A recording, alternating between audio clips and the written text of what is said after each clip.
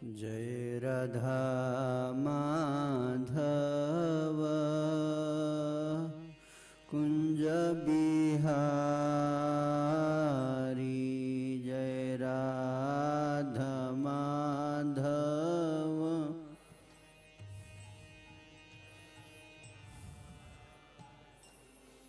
जय राधा माधव कुंज बिहारी।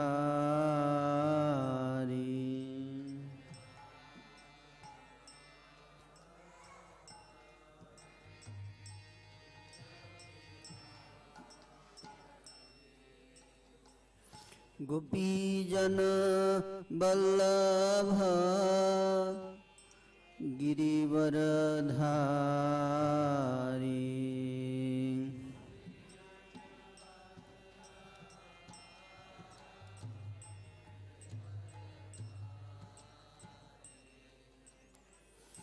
गोपीजन बल्लभ गिरिवरधारी।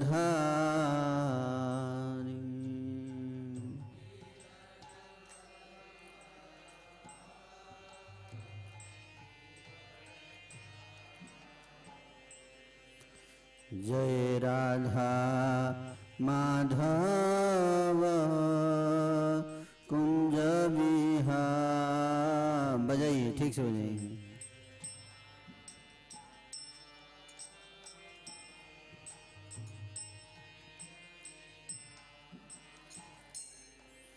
जय राधा माधव कुंज बिहारी।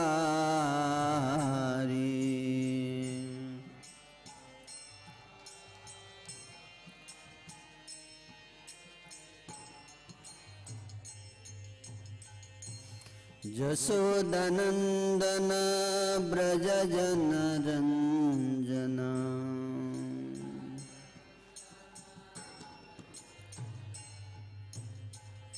जसोदानंदन ब्रज जन रंजन।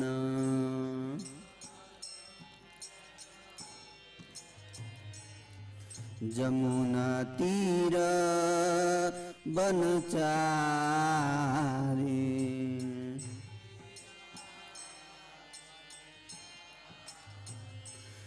जमुना तीर बनचारी।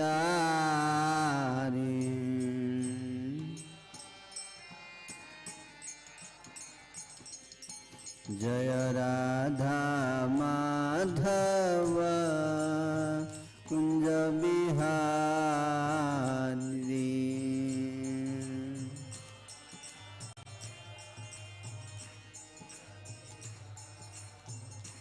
जय राधा माधव कुंज बिहारी।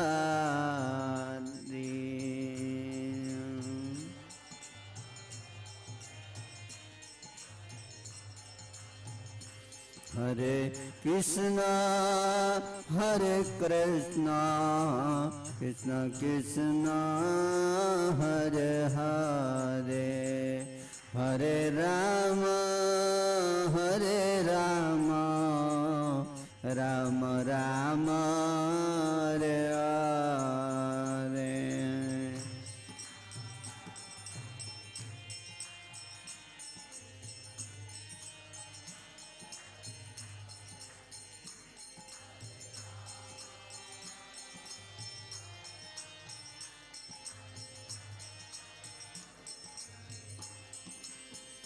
हरे कृष्णा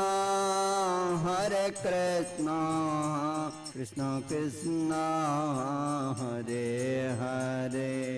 हरे राम राम राम हरे हरे।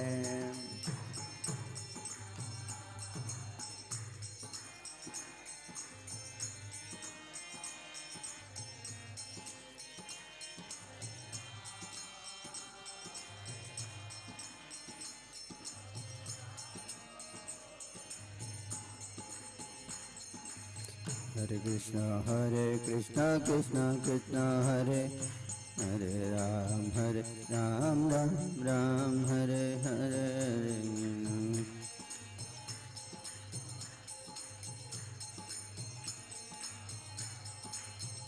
हरे कृष्णा कृष्णा कृष्णा हरे हरे, हरे राम राम राम हरे हरे।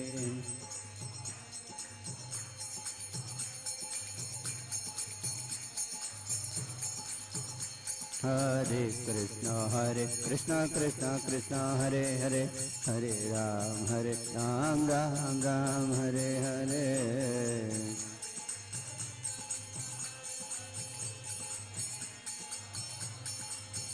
हरे कृष्णा कृष्ण कृष्णा हरे हरे, हरे राम राम राम हरे हरे।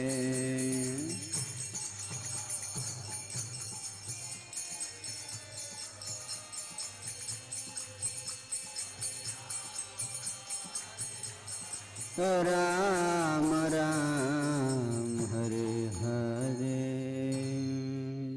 जय विष्णुपाद परिव्राज का 4 स्तोत्र सत श्री श्रीमद् अभय चरणारविंद भक्ति वेदांत स्वामी शिला प्रभुपाद की जय। श्री श्री राधा पार्थसारथी ललिता विशाखा देवी की जय। श्री श्री सीताराम लक्ष्मण हनुमान जी की जय जय। श्री श्री गौर निताई की जय। अनंत कोटि वैष्णव वृंद की जय। समवेत भक्त वृंद की जय। गौर प्रियवनंदे। ओम नमो भगवते वासुदेवाय।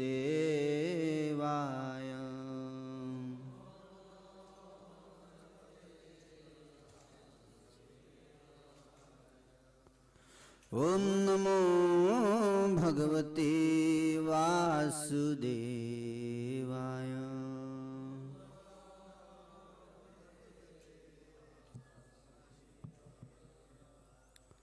ओम नमो भगवते वासुदेवाय।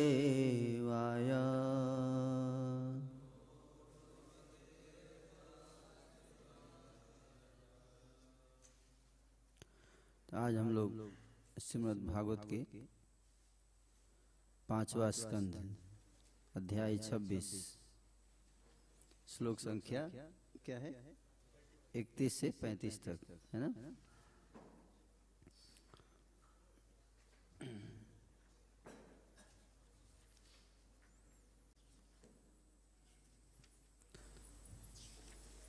तो श्लोक तो है नहीं तो हाँ ठीक। तो श्लोक संख्या 31। इस संसार में ऐसे भी पुरुष तथा स्त्रियां हैं जो भैरव या भद्रकाली को नर बलि चढ़ाकर अपने द्वारा बलि किए गए शिकार का मांस खाते हैं। ऐसे यज्ञ करने वालों को मृत्यु के पश्चात यमलोक में ले जाया जाता है, जहां उनके शिकार मारे गए व्यक्ति राक्षस का रूप धारण करके अपनी तेज तलवारों से उनके टुकड़े टुकड़े कर डालते हैं। जिस प्रकार इस लोक में नर भक्षकों ने नाचते गाते हुए अपने शिकार का रक्तपान किया था, उसी तरह उनके शिकार अब अपने वध करने वालों का रक्तपान करके आनंदित होते हैं। श्लोक संख्या 32। इस जीवन में कुछ व्यक्ति गांव या वन में रक्षा के लिए आए हुए पशुओं तथा पक्षियों को शरण देते हैं और उन्हें अपनी सुरक्षा का विश्वास हो जाने के बाद उन्हें बरछे या डोरे में फांस कर घोर पीड़ा पहुंचाकर उनसे खिलौने जैसा खेलते हैं। ऐसे व्यक्ति मृत्यु के पश्चात यमराज के दूतों द्वारा शूल प्रोत नामक नरक में ले जाए जाते हैं, जहां उनके शरीरों को तीक्ष्ण नुकीली भालों से छेदा जाता है। वे भूख तथा प्यास से तड़पते रहते हैं और उनके शरीरों को गीध तथा बगुले जैसे तीक्ष्ण चोंच वाले पक्षी चारों ओर से नोचते हैं। इस प्रकार से यातना पाकर उन्हें पूर्व जन्म में किए गए पाप कर्मों का स्मरण होता है। जो श्लोक संख्या 33। जो व्यक्ति इस जीवन में ईर्ष्यालु सर्पों के समान क्रोधी स्वभाव वाले अन्य जीवों को पीड़ा पहुंचाते हैं, वे मृत्यु के पश्चात दंदसूक नामक नरक में गिरते हैं। हे राजन, इस नरक में 5 या 7 फन वाले सर्प हैं, जो इन पाप आत्माओं को उसी प्रकार खाते हैं जिस प्रकार चूहों को सर्प खाते हैं।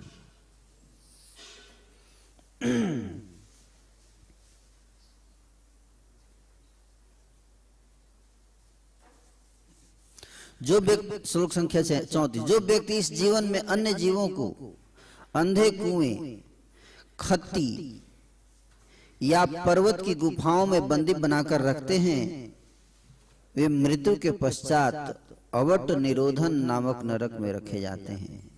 वहां वे स्वयं अंधे कुओं में धकेल दिए जाते हैं, जहां विषैले धुएं से उनका दम घुटता है और वे घोर यातनाएं उठाते हैं।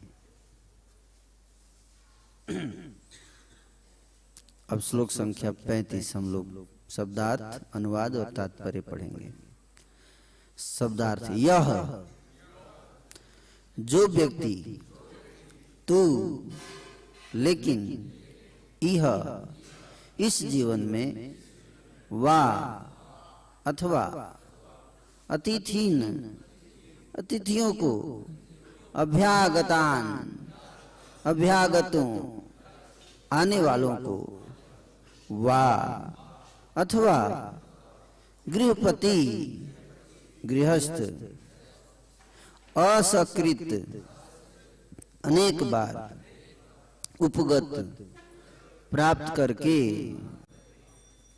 मन्यु, क्रोध, दीधक्षु, जलाने के इच्छु, इव सदृश, पापेन, पापपूर्ण, चक्षुषा, नेत्रों द्वारा निरीक्षते, दृष्टि डालता है, तस्य, उसका, च, तथा, अपि, निश्चय ही, निरय, नरक में, पाप दृष्टे, पापूर्ण दृष्टि वाले, अक्षिणी, आंखें, नेत्र, वज्रतुंडा, वज्र के समान बलिष्ठ चोंच वाले,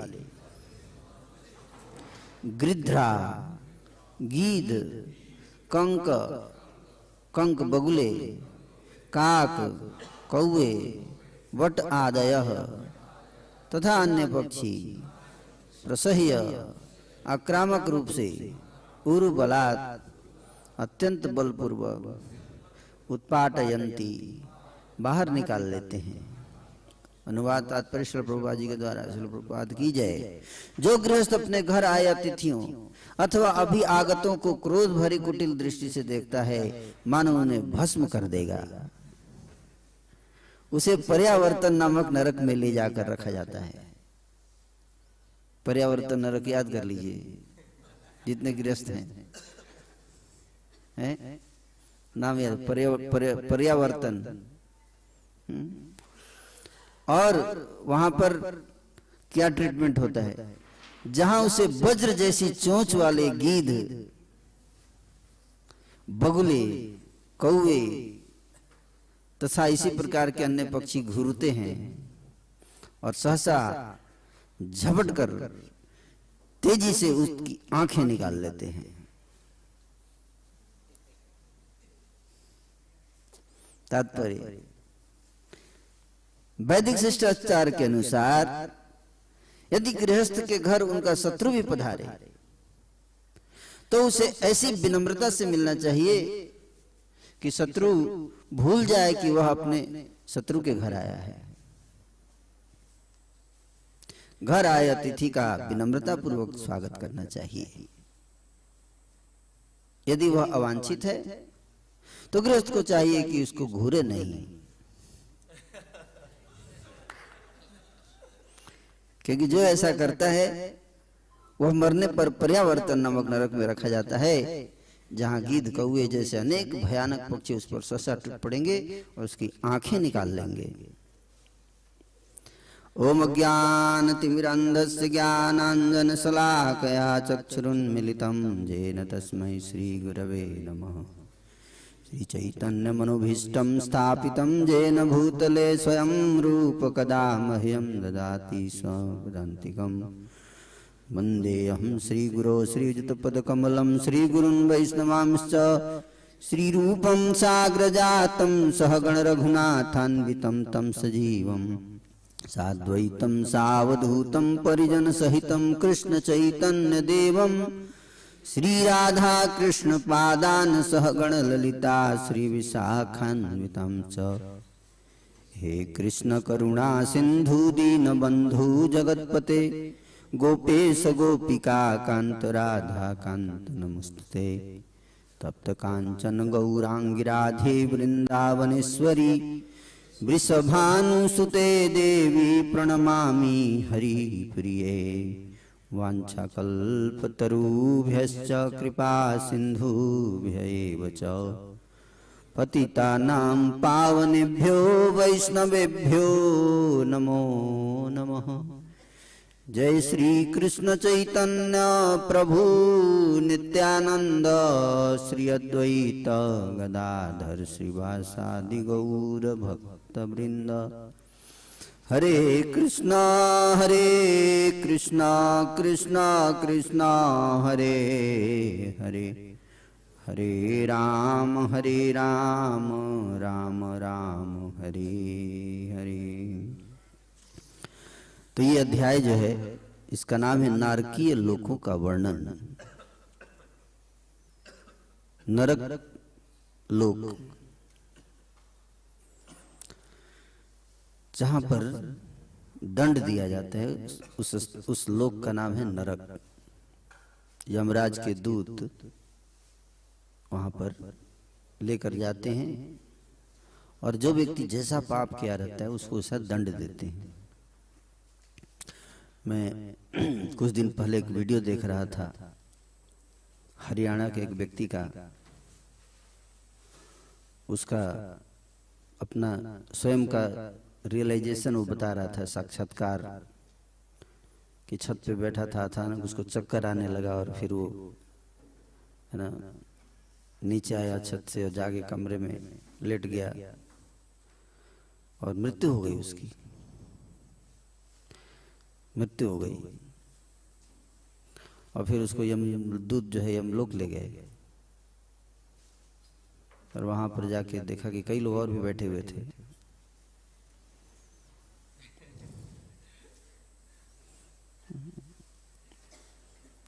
अपना रियल जो उसको जिसके साथ जो हुआ वो बता रहा था, कई लोग बैठे हुए थे और फिर उसको जब उसकी बारी आई तो वहाँ पे एक रजिस्टर से रखा हुआ था अकाउंट का, है ना, वहाँ पे ऑनलाइन नहीं होता है काम, तो वहाँ पे रजिस्टर रखा हुआ था। उस देखा कि उसमें वो ऐसे पलट रहा है और उसका ऐसे देखा, बोला अरे बार बार ढूंढ रहा है, तो बोला गलत आदमी को लेके आ गए हो। मतलब वहाँ भी मिस्टेक की संभावना है, बोले गलत आदमी को लेके आ गए। इसको जो नीम के पेड़ के नीचे इसी के नाम का एक आदमी था, उसको लेके आना था। तो ये भी नीम के पेड़ के नीचे बैठा था। उस यमदूतों को कंफ्यूजन हो गया कि कहीं यही नीम के पेड़ वाला तो नहीं है, तो उसमें लिखा हुआ था हाँ कि नीम के पेड़ के नीचे बैठा होगा, उसी से उसकी मृत्यु होगी। ना तो फिर उसको बोला कि इसको वापस भेज दो। तो यमदूत उसको पकड़ के लेके जा रहे थे, तो उसको थोड़ा बोल्ड आदमी है, तो उसने पूछा कि आप लोग मतलब इसी तरह से सबको पकड़ के लाते हो क्या? उसने प्रश्न पूछा उसने उससे, यमदूत से, है ना। तो यमदूत ने उसको नीचे दिखाया, ऊपर से झांको नीचे, है ना। तो नीचे देख रहा है कि एक व्यक्ति जो है गाय को मार रहा है ना। इस तरह से उसने दिखाया कि जो भी पाप करेगा उसको यहाँ लाया जाएगा। फिर उसको प्रश्न पूछा उसने कि मतलब क्या करूँगा जाके आगे से, ताकि मेरे को यहाँ ना आना पड़े, दंड ना मिले। तो उसने बताया कि गलत काम मत करना, है ना, 4 नियम का पालन करना जाकर, है ना, उसने बताया उसको। तो बोला तब से मैं गलत काम करना सब छोड़ दिया। तो उससे पूछ रहा था कि आप लोग तो विश्वास करते नहीं, आपका क्या कहना है? तो उसने बताया लोग विश्वास करें या ना करें, मैंने तो अपनी आंखों से देखा है, तो मैं अब कोई विश्वास नहीं करेगा तो मैं क्या कर सकता हूँ। तो वहां पर यहाँ जो बातें बताई गई है श्रीमद् भागवत में, है ना, तो कलयुग में लोग मानते नहीं इन बातों को। लोग सोचते हैं कि ये सब चलो ये कल्पना किया हुआ है। ऐसे सैकड़ों लोगों के एक्सपीरियंसेस जो हैं वो आपको मिल जाएंगे आज के समय में। और उसी समय उसका फिर उसका वो उठ गया, जिंदा हो गया, तो सब लोगों ने उसको बताया, उसने अपने एक्सपीरियंस। उसी गांव में दूसरा आदमी, उसी का नाम का आदमी था, वो मर गया सेम टाइम। ये जीवित हुआ, वो मर गया। तो इस प्रकार की कई घटनाएं जो हैं वो लोगों के जीवन में, कि उसी गांव का आदमी दूसरे उसी नाम का दूसरे उसी समय मरा जब वो जीवित हुआ। ऐसी 3 घटनाएं तो मैंने स्वयं, मुझे मेरे सामने आई है, मैंने देखा है इसको। लोगों ने अपना एक्सपीरियंस शेयर कर रहे हैं।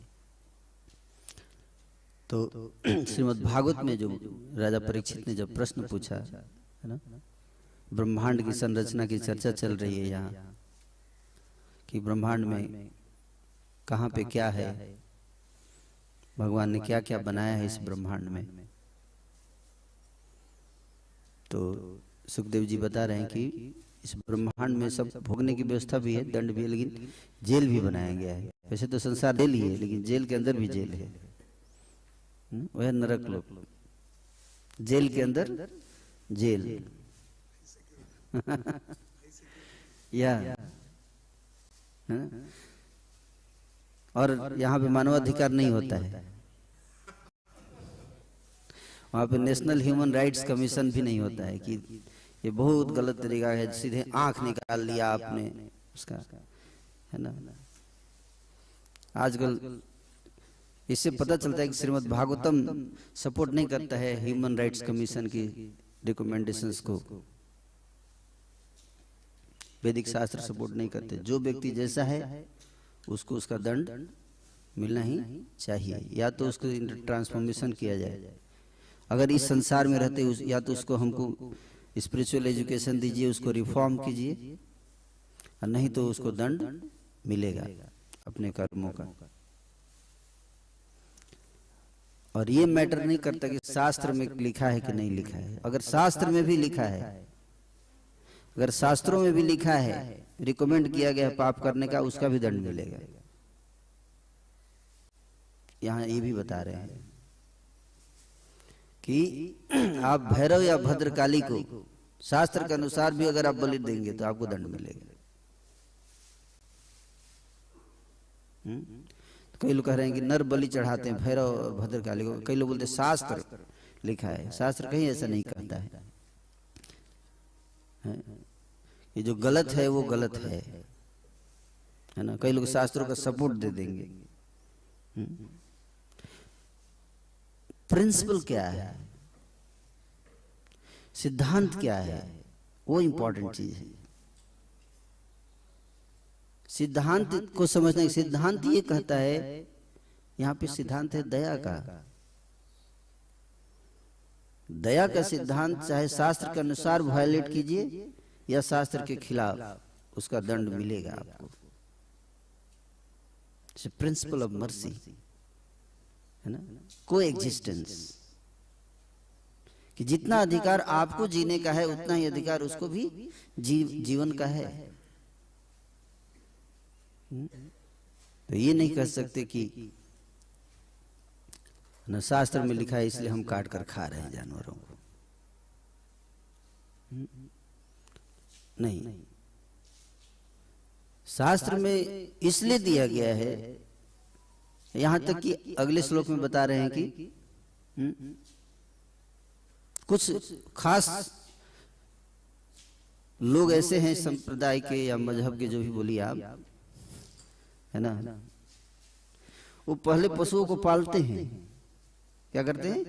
पहले उसको पालेंगे, बकरी, गाय, जो भी है पालते हैं, और फिर बाद में उसको क्या करते हैं?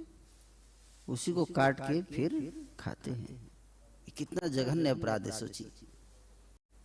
पहले कोई जीव या जानवर या कोई व्यक्ति आपकी शरण में आता है, आप उसको स्वागत, आइए आइए आइए, फिर आप उसको बहुत अच्छे से खिलाते हो, पिलाते हो। जब मोटा हो जाता है तो अब मन में भाव एक बार मोटा हो जाए फिर इसको काटेंगे। बहुत जघन्य अपराध की जो आपकी शरण में है, और उस जानवर का आपसे इमोशन जुड़ जाता है ना। जैसे किसी जानवर को आप खिलाएंगे, बाकी जंगली जानवर को कोई मार रहा है तो इमोशन नहीं जुड़ा है, लेकिन उस जानवर का आपके ऊपर इमोशन जुड़ जाता है, आपके साथ भावनाएं जुड़ जाती है कि मेरा रक्षक है ना। और फिर उसको काटते हैं तो उसको बहुत ज्यादा दुख होता है। ये ज्यादा सीरियस ऑफेंस है ना। तो कुछ लोग बोलते हैं कि नहीं, हम उसको पाला पोसा, वो हमारी खेती है। हाँ, अब बोलते भी हैं कैटल फार्मिंग, हम फार्मिंग कर रहे हैं, हम खेती कर रहे हैं। तो अब कोरोना आपकी खेती कर रहा है, आपकी भी ह्यूमन फार्मिंग अब होगा, जहां कोरोना आपकी फार्मिंग कर रहा है। रोइए मतलब, है ना, ये भी एक फार्मिंग है। अब फसल पक गई है तो कोरोना काट रहा है कि नहीं? अपने कर्मों का फल तो सबको भोगना पड़ेगा। हम ये नहीं कह सकते कि हमारे इस शास्त्र में लिखा है कि ये हमारी खेती है, हम उसको काट के खा सकते हैं। हमारे शास्त्रों में लिखा है, कोई भी कुछ भी किसी शास्त्र में लिखा है। सिद्धांत होता है कि आप किसी को दुख दोगे तो आपको दुख होगा। ये सिद्धांत है, कॉमन सेंस है। ये सिद्धांत की तो बात छोड़िए, कॉमन सेंस है कि आपको कोई कॉमन सेंस ऑफ जस्टिस है कि नहीं? आपको के साथ उसी तरह से व्यवहार किया जाए तो आप क्या चाहोगे? व्यक्ति को बस इतना सुना है कि हमारे साथ अगर इसी प्रकार का कोई व्यवहार करे तो हम क्या चाहेंगे? यही चाहेंगे कि न्याय मिले मुझे। चाहे व्यक्ति कमजोर हो या शक्तिशाली, अपने कर्मों के कारण जो जिस भी योनि में है, लेकिन हर व्यक्ति को भगवान ने एक न्याय का प्रबंध किया है। न्याय व्यवस्था, वो न्याय व्यवस्था ही जो है जीव के चेतना में कितना परिवर्तन हुआ है उसका मेजरमेंट है, उसी से मापा जाता है कि जो व्यक्ति भगवान के द्वारा बनाई गई न्याय व्यवस्था या नेचुरल जो जस्टिस सिस्टम भी है जिसको हम कहते हैं, उस न्याय प्रणाली को जो है, न्याय व्यवस्था कोई आर्टिफिशियल इम्पोजिशन नहीं है, तो नेचुरल चीज होनी चाहिए ना। है कि भगवान जो है वो उन्होंने सृष्टि का विस्तार किया है न्याय के आधार पर, और स्वयं भी वो न्याय करते हैं। स्वयं भगवान सबसे ज्यादा शक्तिशाली हैं, लेकिन फिर भी किसी जीव को भगवान कभी अपने आचरण से, अपने व्यवहार से मर्माहत नहीं करते। उनके हृदय में हर व्यक्ति के लिए प्रेम है। तो भगवान जो है वो उनकी इच्छा क्या है कि हम उनका ये भावना हर जीव के अंदर प्रकट हो। जो भाव भगवान के हृदय में है? यह प्रयाति समद्भावम मद्भावम। मद्भावम का अर्थ क्या है? यही है कि मैं जिस प्रकार से सोचता हूं, मैं जिस प्रकार से फील करता हूं, मैं जिस प्रकार से विल करता हूं, थिंकिंग फीलिंग एंड विलिंग, जिस तरह से कृष्ण सोचते हैं, थिंकिंग फीलिंग विलिंग करते हैं, he wants us also to think feel and will like Krishna. जब हम भगवान की लीलाओं को पढ़ते हैं तो हमको क्या समझ में आता है कि कृष्ण कैसे सोचते हैं, उनके सोचने का तरीका क्या है, उनके है ना क्या फील करते हैं भगवान, किस प्रकार से कार्य करते हैं।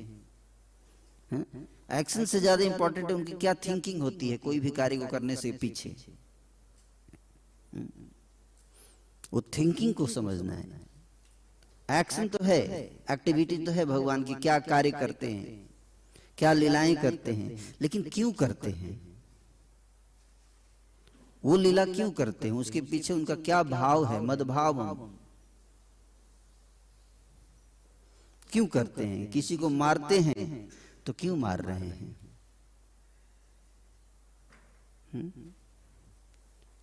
क्या कारण से मार रहे हैं, क्यों मार रहे हैं।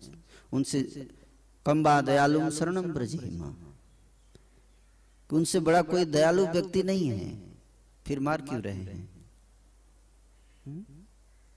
इसी कहते तत्व। एवं यो व्यक्ति तत्वतः जन्म कर्म चमे दिव्यम। एवं यो व्यक्ति तत्वतः, कि मैं जो भी कार्य करता हूं क्यों करता हूं, भगवान की उस भावना को, हृदय के भावना को, इसको समझना। और जो व्यक्ति इसको समझ लेगा फिर वो भी उसी तरह से कार्य करना शुरू कर देता है, उसी भावना से उसी अनुसार कार्य करता है। तो त्यक्त्वा देहम पुनर्जन्म नैति, तो भगवत गीता है अपने कार्यों के पीछे भगवान का क्या सिद्धांत होता है, क्या भावनाएं होती हैं भगवान की, क्यों भगवान ये कार्य करते हैं, उस कार्यों लीलाओं के पीछे के तत्व को गीता में बताया, भगवान ने स्वयं बताया है। भगवान क्या सोच के कौन सा कार्य करते हैं कौन बता सकता है, केवल भगवान बता सकते हैं।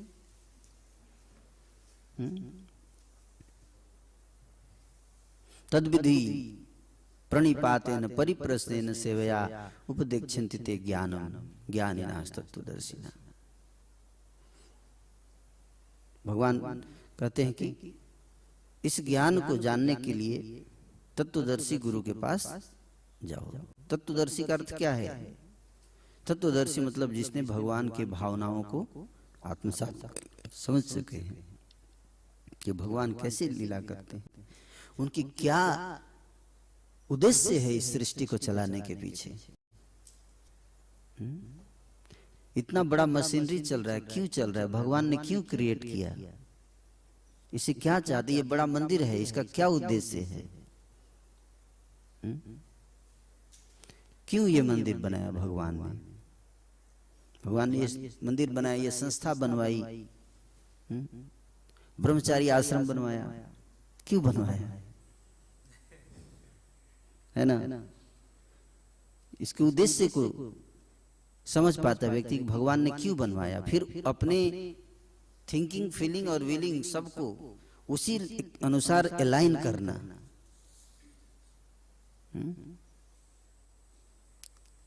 कर्मणा मनसा गिरा, मन वाणी और कर्म सबको अलाइन करना उसी के अनुसार। यह यस्य हरेर दास्य।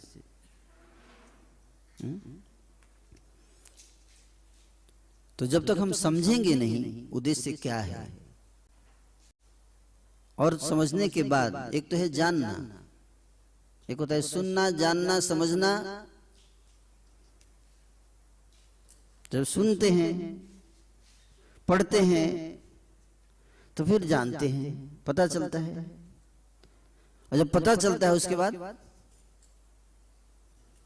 बाद फिर थोड़ा ध्यान लगाना। केवल पता चलने से नहीं होगा, कान में सुना, सुनने के बाद भी नहीं सुनते, देखने के बाद भी नहीं देखते। पश्यन्नपि पश्यति, पश्यन्नपि पश्यति, सुन रहे हैं, है ना, सुन रहे हैं, लेकिन सुनने से नहीं होता है, देखने से नहीं होता है। ध्यायते, ध्यायते विषयान पुंसः, संगतेषु उपजायते संगात संजायते कामः, कामात् क्रोधोऽभिजायते, क्रोधात् भवति सम्मोह, सम्मोहात् स्मृति विभ्रम, स्मृति भ्रंशात् बुद्धिनाश, बुद्धिनाशात् प्रणश्यति। वही सिस्टम, सेम सिस्टम जो विषयों के लिए है, विषय मतलब ऑब्जेक्ट ऑफ सेंसेस। ध्यायते, आपको देखने से आकर्षण नहीं होगा, देखने से सुनने से आकर्षण नहीं होता है, ध्यान से देखने से आकर्षण होता है, ध्यान से देखने से आकर्षण होता है कि नहीं? हमने बचपन में कहानी सुनी थी कि एक व्यक्ति थे, वो रोड पे बैठकर, उनके पास पढ़ने के लिए घर में बत्ती नहीं थी, पैसा नहीं था, तो जो रोड पर जो लैंप होता था, स्ट्रीट लाइट, उस पे बैठ के पढ़ते थे। तो राजा की बारात जा रही थी और पूरा बारात चली गई, पीछे से कोई छूट गया, तो आके उनसे पूछा कि आप इधर से बारात गई क्या? ध्यान ही नहीं, मैंने नहीं देखा, इतना बैंड बाजा बजा चला गया, आपको पता ही नहीं, आपको सुनाई नहीं दिया, कान नहीं है क्या, बहरे हैं क्या? क्योंकि उनका ध्यान कहाँ था? पढ़ने में था, पढ़ने में ध्यान था, इतना एब्जॉर्प्शन था उसमें, तल्लीनता। वो तल्लीनता हो जाते, बाकी सारी सेंसेस में, है ना, सेंसेशन जो होता है उसको फील नहीं करेंगे, क्योंकि जब तक उधर ध्यान नहीं लगाएंगे। बिना ध्यान के इतना साउंड हो रहा है, फिर भी आपको कोई फर्क नहीं पड़ेगा। अगर ध्यान लगाएंगे, जब तक ध्यान नहीं देंगे, अटेंशन नहीं देंगे, उधर ध्यान नहीं जाएगा, तब तक हम उससे, उसके बारे में चिंतन नहीं होगा, उसके बारे में आकर्षण नहीं होगा। संग तेषु उपजायते, ध्यान से नहीं करेंगे तो संग, आकर्षण नहीं होगा। उसी तरह से कृष्ण कथा अगर ध्यान से नहीं सुनेंगे तो कृष्ण कथा से आकर्षण, संग नहीं होगा। संग नहीं होगा तो काम नहीं होगा, इच्छा नहीं आएगी कृष्ण भक्ति में आगे बढ़ने की। संगात संजायते काम, काम मतलब इच्छा, कि मुझे भगवत धाम जाना है, इसकी इच्छा, मुझे कृष्ण कॉन्शसनेस में आगे बढ़ना है, इसकी इच्छा। तीव्र इच्छा नहीं आएगी, वही इच्छा और तीव्र होती जाएगी। कामात् क्रोधो भी जायते, काम जो है वही फिर क्रोध का रूप धारण कर लेगा। तो क्रोध क्या होगा? मैडनेस। नहीं, किसी भी कीमत पे मुझे भगवत धाम जाना है। क्रोध क्या? कि किसी भी कीमत पे, जब वो उस प्रकार का लौल्यम, इसी को बोलते हैं, वहां क्रोधम है, यहाँ लौल्यम, तब जाके क्या आ गया? लौल्यम। यही लौल्यम स्टेज जिसको भगवान कहते हैं कामात् क्रोधो भी जायते। अब भक्ति में क्या होता है? वही लौल्यम। तत्र लौल्यम अपि मूल्यमेकलम जन्म कोटि सुकृतै न लभ्यते। जो तीव्रता जो है वो जब बढ़ जाती है कि नहीं, ये जन्म व्यर्थ नहीं जाना चाहिए, है ना। तो वो तीव्रता जो है, तीव्र ताप, उसी को बोलते पाश्चाताप या अनुताप। वो तीव्र ताप होना चाहिए, जिसको बोलते तप। जो दीक्षा का जो पहला स्टेज है वो है क्या? हाँ, यहां से तप शुरुआत होती है। तब दीक्षा की शुरुआत, प्रोसेस की शुरुआत यहां से होती है, लौल्यम। तो मुझे आगे बढ़ना है भक्ति में, तो संगा, लेकिन ध्यान से जब सुनेंगे तब, केवल सुनने से नहीं, क्या ध्यान से। तो शास्त्र में केवल कि जस्ट सुनते रहो, सुनते रहो, है ना। इसका अर्थ क्या, केवल सुनते रहो, कुछ नहीं समझ, फिर सुनते रहो। इसका अर्थ क्या है कि सुनते सुनते हो सकता है किसी दिन एक अटक जाए, है ना। जैसे आप बैठे हुए हैं, हाँ, हम लोग प्रवचन सुनने बैठते हैं तो उसी तरह से जैसे कि कोई किसी को बोल के हम आपको, है ना, फेंक रहे हैं पैसा, आप पकड़िए, है ना। नहीं लुटाते हैं पैसा, है ना। पैसा कभी कभी लुटाते हैं फेस्टिवल्स में, है ना। हम लोग फूल लुटाते हैं तो कई बार भक्त लोग फूल पकड़ते हैं। अब कुछ भक्त बोलते नहीं नहीं, हमको, हम तो वैसे बैठे रहेंगे, आप फेंकते रहिए, फेंकिए फेंकिए, है ना। तो अपने आप कभी कभी अटक जाता है ना इधर उधर फूल, वो पकड़ता नहीं है, लेकिन फूल एक दो अटक जाएगा, ऐसे कहीं पे पॉकेट में घुस गया एक दो, है ना, तो जाएगा तो उसके साथ लेके जाएगा, है ना। तो उसी तरह से शास्त्र बोलते केवल बैठ के सुनते रहो, मतलब क्या कि कभी कभी कुछ अटक जाएगा इधर से तो जाएगा तो साथ में लेके जाएगा, है ना। लेकिन केवल बैठने से अच्छा क्या है कि ऐसे पकड़ पकड़ के, कई भक्त लपक लपक के पकड़ते हैं, है ना। ऐसे फूल फेंका जाता है ऐसे पकड़ के, है ना, फिर अपना पॉकेट में डालते रहते हैं, है ना। या रथ यात्रा में ऊपर से ही फल फेंकते हैं, ऐसे फेंक दिया, है ना। तो लोग कितना मतलब लालायित रहते उस फल को प्राप्त करने के लिए। लेकिन जब लेक्चर दिया जा रहा होगा रथ यात्रा में तो सब इधर उधर बातें करते रहते हैं, उसमें कोई लालायित नहीं कि पकड़ ले कोई एक पॉइंट, एक भी पॉइंट पकड़ लेंगे तो जीवन सफल हो जाता है, अगर ध्यान से सुन के किया तो। ध्यायति, हम इतना गीता बांट रहे हैं, है कि नहीं, क्या हम फेंक रहे हैं ऐसे ज्ञान, है कि नहीं, बीज ऐसे फेंका जा रहा है। गीता का ज्ञान क्या बीज है, क्या करता है ना, जो खेती करता है किसान क्या करता है, ऐसे फेंक देता है ऐसे, है कि नहीं। तो फेंकने के बाद, है ना, कहीं अगर आप उसमें उसका देखभाल मत कीजिए तो कुछ पौधे एक दो उग जाते हैं, बाकी मर जाते हैं, कोई कीड़ा खा जाता है, कोई कुछ खा जाता है कि नहीं। कुछ जो है जिसके भाग्य अच्छे होते हैं लक, वो अपना आप जाइए तो उसमें अपने आप वृक्ष बन जाते हैं। लेकिन आप देखो कोई किसान को कि फेंक के सो गया, अपने आप बीज उगेगा? नहीं, किसान जाता है कुछ दिन के बाद फिर देखता है कि हमारी खेती बीज जो लगाया था उगे कि नहीं उगे, है कि नहीं, उस पे फल आया कि नहीं आया, ये देखभाल करता है किसान। यानी कि बीज फेंक कर सो गया। तो उसी तरह से भक्ति को तुलना किया गया है खेती से। अगर हम ध्यान से, जो एनालॉजी जो दिया गया भक्ति का, किसे दिया गया, खेती से, फार्मिंग। ब्रह्मांड भ्रमित कोनो भाग्यवान जीव, गुरु कृष्ण प्रसादे पाए भक्ति लता बीज।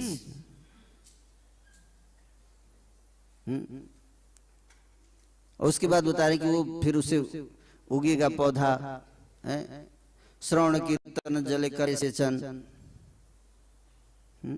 उसको सींचना है। तो सिंचाई कहाँ होती है, खेती में होती है ना। जो एक्सपर्ट किसान होगा वो अच्छा से एडवांसमेंट करेगा। माली से ही माली हैया, से ही माली हैया करे बीज आरोपण, श्रवण कीर्तन जले करे सेचन। तो गुरु कृष्ण क्या देते हैं हमको, बीज हैंड ओवर कर देंगे। वो माली नहीं बनते, माली आपको खुद बनना है। माली कौन बनेगा, से ही माली हैया, माली आपको बनना है। करे बीज आरोपण, उसको आरोपण करने की जिम्मेदारी किसकी है, बीज हैंड ओवर कर देगा। आपको बीज दे दिया जाएगा लेकिन उसका आरोपण कौन करेगा, हमें खुद करना है। मान लीजिए बीज लेके जाकर टांग दिए उधर, तो गीता क्या है? बीज है। गीता, भगवत गीता क्या है? बीज है। हम बीज थ्रो करते हैं, millions and millions of seeds we are throwing, है ना। 22 लाख बीज हम इस बार टारगेट है हमारा कि हम फेंक देंगे खेत में है कि नहीं? पूरे इंडिया में, पूरे वर्ल्ड में 22 लाख बीज, है ना। और जहाँ पे जमीन उपजाऊ होगा, और कोई कुछ लोग, कोई माली बन जाता है, अपना उसको पढ़ने लगता है। जब पढ़ते हैं उसको ध्यान से पढ़ते हैं तो मतलब क्या? आरोपण कर रहे हैं। ध्यान से पढ़ना मतलब आरोपण कर रहे हैं। जो ध्यान से सुन रहा है ना, तो नोट कर रहे हैं, कई भक्त नोट कर रहे हैं, नोट कर रहे हैं मतलब क्या? बीज फेंका जा रहा है, लिख लिया, है ना। कुछ लोग हैं, ठीक है फेंकिए, आप फेंकिए, ठीक है, लग जाएगा। फेंकते रहिए, है ना। अपने आप अटक जाएगा कुछ, है कि नहीं? तो कुछ लोग ध्यान पूर्वक ले लेकर, फिर कई लोग क्या करते हैं, जमा तो कर लेते हैं नोटबुक में, फिर ले जाकर इसी जगह फेंक देते कोने में, बीज ऐसे टांग देंगे, कहीं रख देंगे, है कि नहीं? फिर दोबारा पलट के देखेंगे नहीं कि वो पौधा उगा कि नहीं उगा, है ना। नहीं, नोट्स बनाने के बाद फिर क्या होता है? कंटेम्पलेशन, मनन करना पड़ता है। क्या? पीछे जाकर फिर उसमें मनन करना है। जैसे गाय क्या करती है ना, जुगाली, जुगाली जिसको बोलते हैं, जुगाली, है ना, चींग, बाद में उसको चबाना है ना। मनन करने से क्या होता है? ध्यान, उसी को बोलते हैं क्या? ध्यान। ध्यायते, ध्यायते, है ना। तो उससे क्या होता है? अंदर आत्म ज्ञान, जिसको कहते हैं अंडरस्टैंडिंग। तब समझ पाएंगे कि क्या बताया गया था, कितना सीरियस पॉइंट बताया गया था। इसका हमारे जीवन मरणे गति आर नहीं मोर, राधा कृष्ण प्राण मोर, ये मेरे जीवन मरण का सवाल है। इतना सीरियस बात है, वो गंभीरता, वो सीरियसनेस तब आएगा जब हम क्या करेंगे? ध्यान लगाएंगे। और जितनी गंभीरता आएगी उतना फीलिंग डेवलप होगा। हरि हरि विफले जन्म गवाइनु, मनुष्य जन्म पाइया, राधा कृष्ण ना भजिया, जानिया सुनिया विष खाइनु। इस प्रकार की भावना, इसको कहते हैं फीलिंग। क्या है ये? Feeling, heart felt prayers. Hari Hari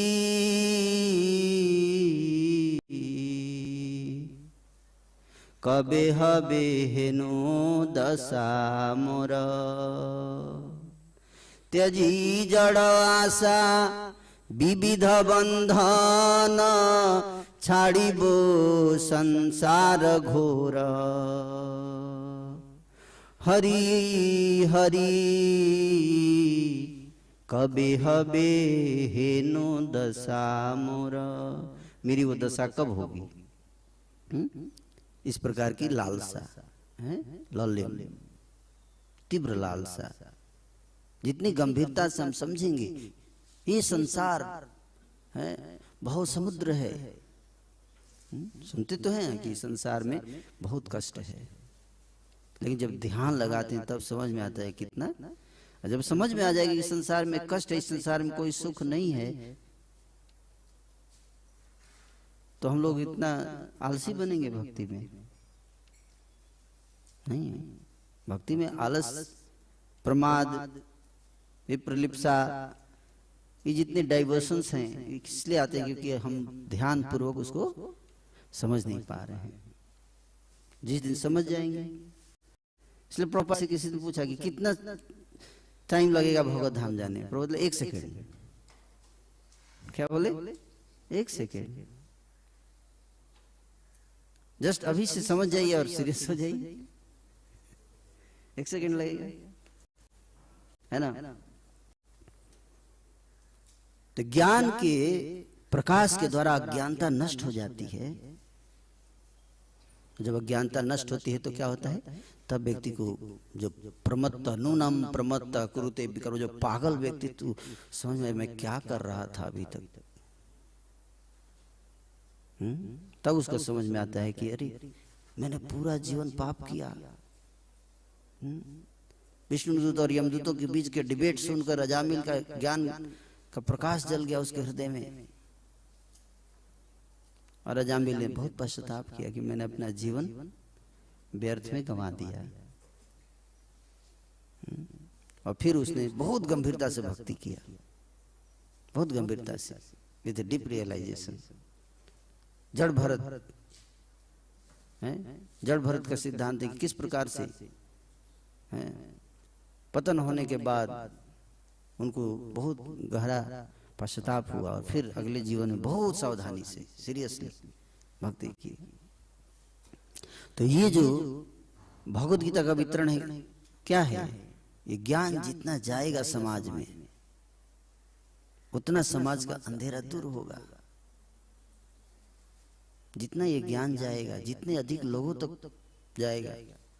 लोग लालायित थे, इंतजार कर रहे कोई आए हमको बताए। हमारे कुछ भक्त गांव में प्रचार करते हैं, कुछ नहीं करना है जाके, वो जाते हैं घर घर जाएंगे, सबको बिठा लेंगे, बोलेंगे आप बताइए कितना माला करेंगे। कोई डिवाइस नहीं, कोई ओटीपी नहीं, कुछ नहीं, कोई गीता का क्लास नहीं, कुछ नहीं, सीधे बोलिए आप कितना माला करेंगे। हम लोग बोलते हम 4 कर लेंगे चलिए, कोई बोलता हम 8 कर लेंगे चलिए, कोई बोलता 1 ही कर ले, एक ही हमसे 1 ही हो पाएगा, देख लीजिए आप, है ना।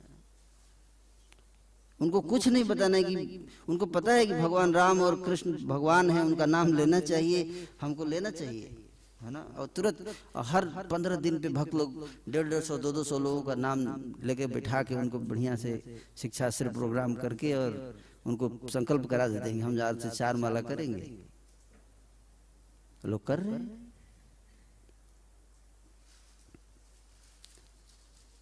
क्या किया हमने? बस जाके लोगों को पकड़ाया। जारे देखे तारे कहे दंते तृणधरी,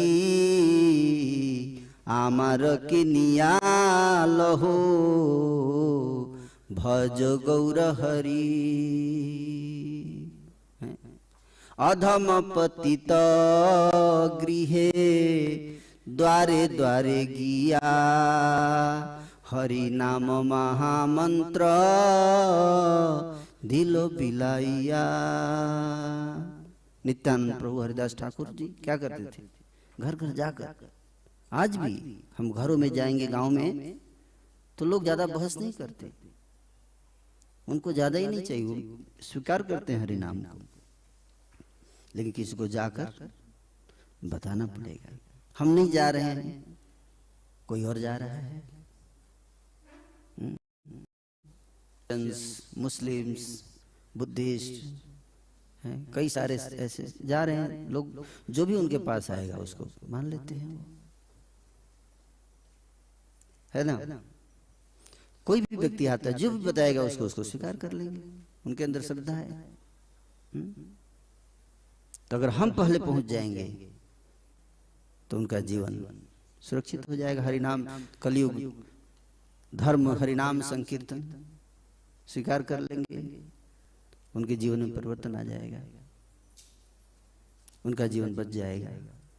यही कारण था श्रील प्रभुपाद जी ने ये जो आंदोलन, इसीलिए प्रभुपाद जी चाहते कि हम हर जगह जा जाकर कम से कम बीज डालें। कौन जो नहीं ले रहा है छोड़ दीजिए उसको, टाइम वेस्ट मत किया। हमारे पास लोग बहुत हैं मार्केट में, लोगों की कमी नहीं है, बहुत ज्यादा टाइम वेस्ट करने की जरूरत नहीं। जो जरूरतमंद है वो बहुत सारे लोग हैं, इंतजार कर रहे हैं, उन तक पहुंचना है, जल्दी जल्दी उनको देना है। हमें 140 करोड़ लोगों को भक्त नहीं बनाना है, 1 करोड़ को बनाना है। कितना? 1 करोड़, पहला माइलस्टोन। तो 1 करोड़ बनाना है तो मतलब 140 लोग में से 139 आपको ना बोलेंगे तो टेंशन मत लीजिए।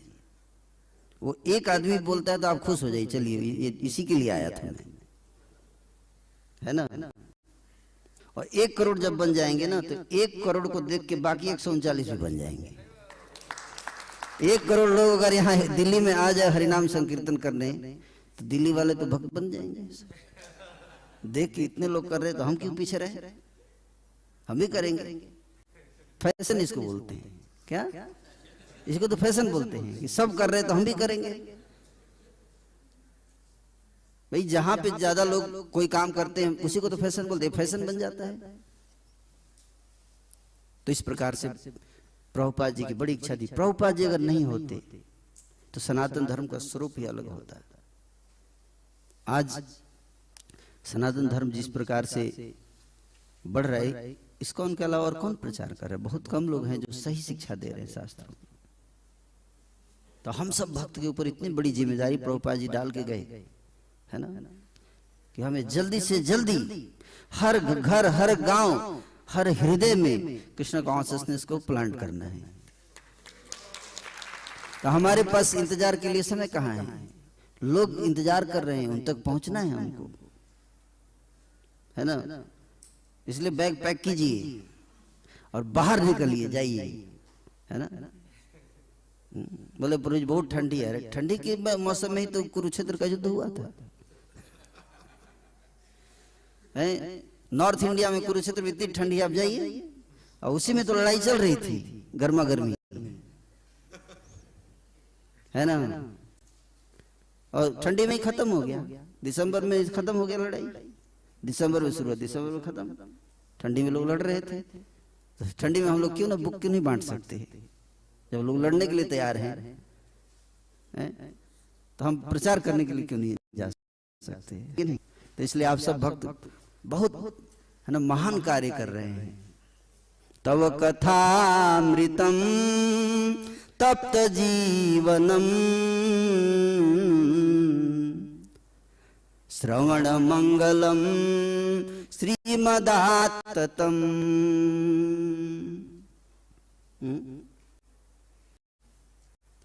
भुवि गृह्णन्ति भुरिदा जना। भुरिदा जना मतलब क्या? वो हर व्यक्ति महा, उसके हृदय में कितना प्रेम होगा जो, है ना, लोगों को ये ज्ञान दे रहा है। लोग दुख में मर रहे हैं, हर साल 10 लाख लोग आत्महत्या करते हैं पूरे विश्व में। इंडिया में हर साल 50 लाख क्राइम होते हैं, 50 लाख क्राइम। सोचिए, जेल ओवर क्राउडेड है, प्रिजन ऑक्यूपेंसी 118% है। मतलब जहां पे 100 लोग होने चाहिए जेल में 118 है, इसलिए जेल इतने ओवर क्राउडेड है, इसलिए केस सॉल्व हो जाएगा तो लोग जेल में चले जाएंगे। जगह नहीं, इसलिए केस सॉल्व नहीं होते। 4.5 करोड़ केस कोर्ट में पेंडिंग में है। वो डिसीजन इसलिए जानबूझ के नहीं लिए जाते कि सब डिसीजन हो जाएगा तो जेल पड़ेगा एक्स्ट्रा। और वो 4.5 करोड़ केस पेंडिंग में, और पुलिस FIR लेती नहीं है। क्यों? 4.5 करोड़ केस ऑलरेडी है पेंडिंग में, और ले लेंगे तो और बढ़ जाएगा। इसलिए आप जाएंगे पुलिस स्टेशन में, आपको FIR जल्दी नहीं लेते। क्यों? ऑलरेडी इतना केस पेंडिंग में। हम न्याय की आस लगाए बैठे। अगर आप न्याय चाहते हैं तो गीता बांटिए, और कोई तरीका नहीं है। जब तक लोगों के हृदय नहीं बदलेंगे तब तक समाज की स्थिति नहीं बदल सकती है। लोगों के हृदय बदलने की शक्ति केवल इस ज्ञान में है, प्रभुपाद जी के द्वारा दी गई पुस्तकों में है। ये हृदय बदलता है, ये चेतना को परिवर्तित करते हैं। ऐसे हजारों उदाहरण हैं। इसलिए हम सब भक्तों को समझना चाहिए प्रभुपाद जी क्या सोचते थे, क्यों उन्होंने कहा पुस्तक वितरण पर इतना जोर दिया, क्यों दिया? ये कारण था कि इन पुस्तकों को बांटना, जितना बांट सकते हैं उतना बांटिए, ज्यादा से ज्यादा लोग तक पहुंच सके। क्योंकि ये प्रकाश है, जहां पे जाता है वहां पे अंधेरा नष्ट हो जाता है। ज्ञान के समान कोई मूल्यवान वस्तु नहीं है। तो इसलिए हम यहाँ देख सकते हैं कि है ना, ये ज्ञान जब लोगों को मिल जाए जो यहाँ बताया जा रहा है, तो आपको पुलिस की जरूरत नहीं पड़ेगी, आर्मी की जरूरत नहीं पड़ेगी, न्यायालयों की इतना ओवरलोड है वो खत्म हो जाएगा। क्योंकि लोग समझ जाएंगे भाई हम पाप करेंगे तो हमको उसका दंड मिलने वाला है। सरकार परेशान है, कैसे अपराध को रोका जाए, कैसे करप्शन, 1 लाख करोड़ रुपए का तो करप्शन होता है इंडिया में हर साल। 3 लाख करोड़ रुपए का लोग शराब पीते हैं। जिस देश में लोग 3 लाख करोड़ रुपए का शराब पीते हैं, भगवान पैसा दिए हैं आराम से रहने के लिए, वो शराब पी जाता है। अब बोलता है भगवान हमारा ध्यान क्यों नहीं रखते, भगवान हमारे लिए कुछ सोचते क्यों नहीं है?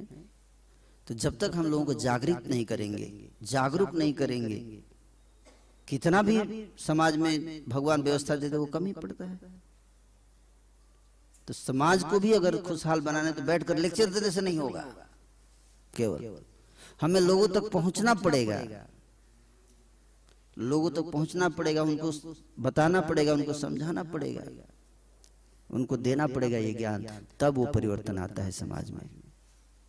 नहीं तो हम बोलेंगे बहुत पाप बढ़ गया है, सब पापी हैं, सारे संसार में पापी हैं, लेकिन उसके कारण कौन है? अगर मंदिर में लाइट बंद हो जाए तो किसको ब्लेम करेंगे? जिसके कमरे में लाइट है या जहां से बिजली आ रही है, तुरंत उसको फोन करेंगे, देखो क्यों कट गया लाइट, जनरेटर बंद तो नहीं हो गया कहीं? तो इस्कॉन क्या है? जनरेटर है। इस्कॉन जनरेटर है। प्रभुपाद यहाँ से लाइट प्रोड्यूस करते हैं, जनरेट करते हैं। ये भगवद गीता क्या है? प्रकाश है कि नहीं? लेकिन डिस्ट्रीब्यूशन सिस्टम अगर खराब हो गया तो जा पाएगा जहां जाना चाहिए लाइट? नहीं जा पाएगा। तो हम जिम्मेदार हैं। संत समाज को सोचना चाहिए कि हम जिम्मेदार हैं। आज समाज में कोई समझ के जिम्मेदार कौन है? हम हैं, क्योंकि हम सफिशिएंटली मेहनत नहीं कर रहे हैं इस ज्ञान को पहुंचाने के लिए। लोगों की समस्या नहीं है। बच्चा अगर बदमाशी करता है तो बच्चे को दोष नहीं दिया जाता, उसके शिक्षक को दोष दिया जाता है, माता पिता को बताया जाता है कि आपने इसको सही ज्ञान समय पर नहीं दिया। ये ज्ञान हमारे हाथ में है, गीता का ज्ञान हमारे पास है, हम इसको बांट नहीं पा रहे हैं, लोगों तक पहुंचा नहीं पा रहे हैं। लोग दिमाग लगाकर जियो का सिम कार्ड पहुंचा पा रहे हैं हर व्यक्ति तक, लेकिन हम गीता के ज्ञान को नहीं पहुंचा पा रहे क्योंकि हम दिमाग नहीं लगा रहे हैं, हम उस प्रकार से सोच नहीं रहे हैं। ऐसी बात नहीं कि लोगों को ज्ञान नहीं चाहिए, गीता लोग चाहते हैं, भगवान हरिनाम चाहते हैं, हजारों लोग इंतजार कर रहे हैं। जहां भी जाते हैं वहां पे लोग बोलते हैं बहुत अच्छा, हम तो वेट कर रहे थे। तो हम सबको जाना चाहिए। प्रभुपाद जी की इच्छा थी, इसलिए प्रभुपाद जी ने मैराथन किया। तो जिसके हृदय में क्या होगा, ये समझ होगी, दया होगी, वो जरूर प्रचार करेगा। प्राण आछे जार से ही हेतु प्रचार। जिसके भी अंदर प्राण होगा, जिसके अंदर हृदय होगा, जिसके अंदर हृदय होगा उसके अंदर फीलिंग होगा, और जिसके अंदर फीलिंग होगी वो जरूर विलिंग करेगा कि मैं 5000 गीता बांटूंगा। अगर पत्थर है हृदय, कुछ भी चल रहा है कोई बात नहीं, समाज में लोग मर रहे हैं, है ना, दुखी हैं, क्या हमको प्रसाद बढ़िया मिल रहा है ना प्रभु, बस टेंशन मत दो प्रभु, आई एम स्लीपिंग प्रभु, टेंशन मत दो, है ना, बहुत अच्छा मौसम है ठंडी का प्रभु, इतना टेंशन मत दीजिए। नहीं, जिसके हृदय में भावनाएं होगी ना, फीलिंग होगी ना, आप सोए हुए हो, आप मान लीजिए आपका परिवार है, आपका बच्चा जो है वो कराह रहा है बगल वाले रूम में, आप सो पाएंगे? इतने प्रभु जी है गृहस्थ भक्त बताइए, आपका बच्चा कोई बगल में वहीं पे सोया हुआ कराह रहा है, आपको नींद आएगी पूरी रात? नहीं आएगी। क्यों? मेरा बच्चा है।